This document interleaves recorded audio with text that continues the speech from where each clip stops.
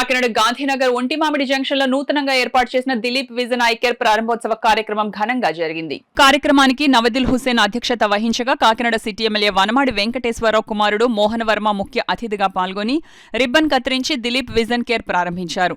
ఈ సందర్భంగా Dilip vision care అధినేత ఎండీ సాదిక్ అలీ ఖాన్ మాట్లాడుతూ సీనియర్ ఆప్థమాలజిస్ట్ అడపవి సతీష్ నవీద్ హుసేన్ల పర్యవేక్షణలో అత్యాధునిక పరికరాలతో కంటి పరీక్షలు చేసి సరసమైన ధరలకు కళ్లజోళ్లు అందిస్తామన్నారు. ఈ కార్యక్రమంలో స్థానిక నాయకులు Jonnada Venkataramana, Vasireddy Kumar, doctor Nagesh, doctor Praveen, K Bhima, K Chalapathi, Mentarao, Srimannarayana, JD Pavan Kumar, K Ramakrishna, Kalidindi Srinivas, స్థానిక ప్రజాప్రతినిధులు, బంధుమిత్రులు పాల్గొన్నారు.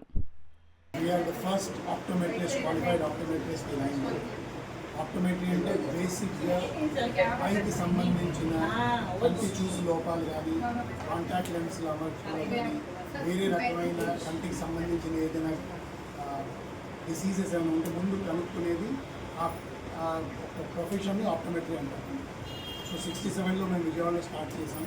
ఇప్పుడు మా మేనల్లుడు రవి కాకినాడలో సేమ్ బ్రాంచ్ మేము ఓపెన్ చేసాం.